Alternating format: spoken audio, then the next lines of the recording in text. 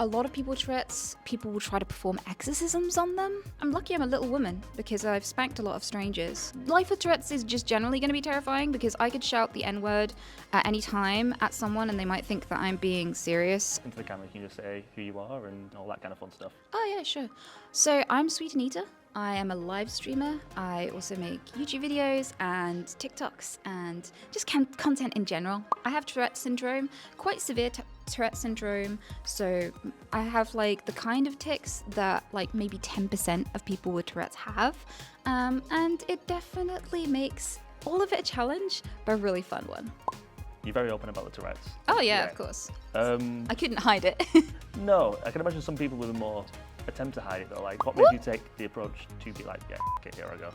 My aunt, Anita, so she was a woman who decided to be a spinster at a time where it was totally unacceptable. And she got a lot of trouble for it, and people didn't initially accept it, but she did it anyway, and she was really happy.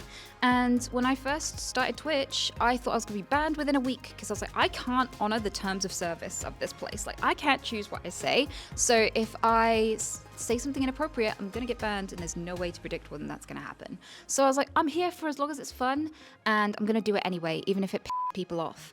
And it did really annoy some people, to be honest with you, but I'm still having fun to this day, and I'm still here, which is pretty cool. Does it ever change the way you approach doing any streaming? Like, do you ever think, I'm going to do this probably differently so another streamer may handle it? Oh, yeah, there's plenty of things that I have to be more careful than most with. So unfortunately, because of my Tourette's, I do attract a lot of viewers who also have struggles, like mental health struggles and, you know, who aren't neurotypical and things like that, which is fine. I love that. However, some people can be very obsessive. Some people can have very strange theories about what causes Tourette's. And this means that a lot of people with Tourette's, people will try to perform exorcisms on them out of the blue. A lot of people with Tourette's will get attacked. A lot of people think that you're possessed by demons, but also there's just lots of other theories that people have. Like, some guy thought that all of my tics were me just secretly talking to him in code, and so he tried to track me down, and he put on like a rabbit mask and thought that he was a reincarnated pet that I used to have as a kid, and he tried to reunite with me, and he like came up to me with a sketchbook full of like my tics, saying, you know, when you came up with this tic and we agreed on this word because it's a combination of that word and this word, well, can we change it to this word and all this sort of stuff, and when can I see you later? Like, there's people who get like this, so I have to be super careful. Like, I can't take taxis directly to my home because, like, if my address leaks, there are so many obsessive people who would do terrible things with that, and like, I can't stream just walking in the street very easily because people immediately try to track me down, who have those sorts of fixations and stuff. So I feel like I get a heightened amount of that because of my condition. But if it's like, if I had 2 million followers and it was only 1% of people who were like that, it would still seem like a lot. You know what I mean? So it's mostly good, but yeah, there are some very strange people out there, and you do have to take extra precautions. Didn't expect that answer. That's incredible. And it's kind of terrifying. Yeah, well, life with Tourette's is just generally going to be terrifying because I could shout the N-word at any time at someone and they might think that I'm being serious. I have a punching tic. I slap people's asses as a tic. Whenever I leave the house, it's a bit of a hazard anyway. So if I don't get to choose whether or not I'm risking my safety, and I only get to choose what I'm risking it for, I might as well risk it to have fun and do something cool. And I definitely think that streaming fits that bill. So off the back of that then, what would you say to someone in a similar situation who has Tourette's, who is maybe thinking of getting into streaming, but is kind of worried? Be sure that you want to do this. It's easy to get into, very hard to back out if you succeed. Don't bank on it because less than 1% of people ever really make a career out of content, even though millions try. But if you do it because you love what you do and you're passionate about what you're creating, whether people see it or not. Because some people stream for like hundreds of hours every single week and never get anywhere for years. And if you don't do something that you love and are passionate about, you can regret that time. But if you were doing something you'd do whether a camera was watching you or not, then you'll never regret that time. And I think that applies to anyone, not just people with Tourette's. And obviously recently you did some hosting at the BAFTAs. How did you find that? I was really worried that nobody would want to talk to me ever again and that I had completely messed that up. And the BAFTA goes to... Shut up.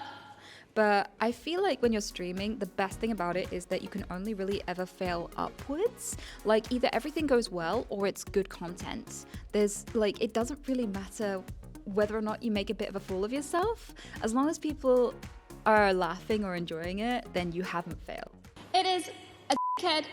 It's evolving. It's Cyberpunk 2077. So I came away worried, but after seeing the way that people responded, I feel a lot better about it now, honestly, and I'm glad that people were happy. Do you have any stories about ever getting you in trouble, even if it's streaming or not? I get in trouble all the time. Yeah, I mean, I'm lucky I'm a little woman because I've spanked a lot of strangers.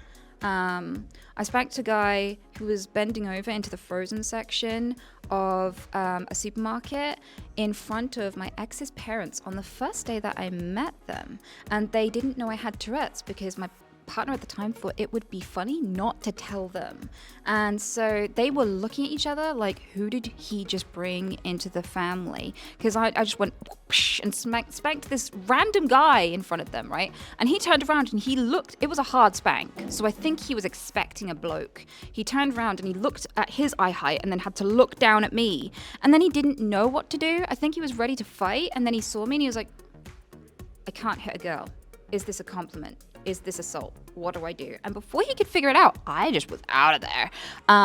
But like I put my foot in it all the time and so far have gotten away with it mostly. I mean, I almost spanked a police officer. That was terrifying.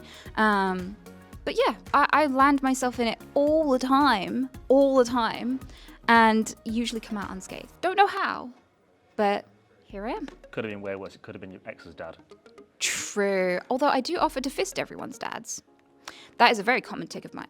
I'll go, can I fist your dad? Or can I kill your dad?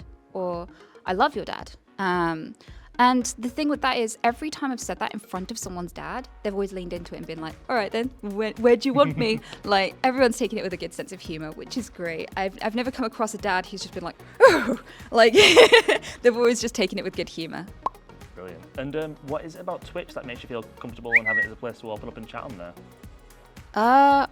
To be honest with you, if I only went places where it was comfortable, I'd never go anywhere because my condition is just so awkward to deal with. But Twitch is especially good in that you'd think gamer spaces would be like really bad for supporting people when it comes to harassment or being empathetic because, you know, Call of Duty lobbies, you know what the typical gamer usually is like. But Twitch is like such a great place to support everyone and make gaming and make streaming accessible to literally everyone.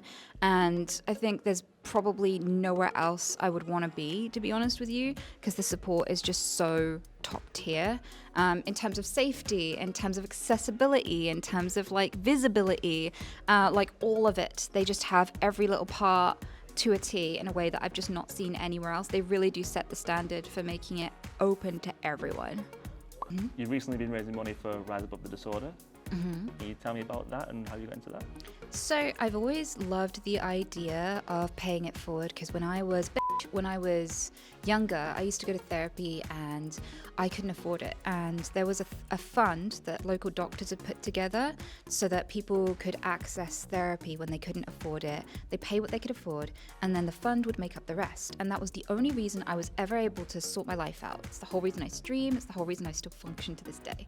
So when I heard about Rise Above the Disorder, they pretty much do a very similar thing, but globally. Like they reach people all around the world and they help people with all kinds of things. They've told me about times where people haven't been able to access medication easily in their country, or, you know, there's issues finding an appropriate therapist for the things that they're facing specifically. And I just love that they're making therapy more accessible for people. I think it can be a huge aspect to people's development, and it can be like a great equalizer for people to be able to have access to it no matter where they come from, no matter what situation they're in.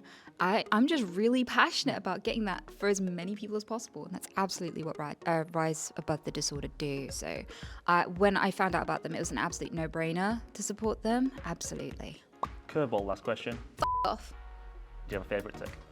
I don't have a favourite tick, to be honest with you, because I don't notice them as much as everybody else does. Like, I will tick by myself and just not hear it because it's like background noise. If you live near the train tracks and you hear the train tracks every day, at some point you just stop hearing it. And so like I will have the most obnoxious tics and not even realize when I'm going about my day. Like people will stop and stare at me and be like, oh, wonder what I said. So like I don't have favorite tics. I'm barely aware of them. But I'm just glad whenever they don't get me in trouble, especially with people's dads.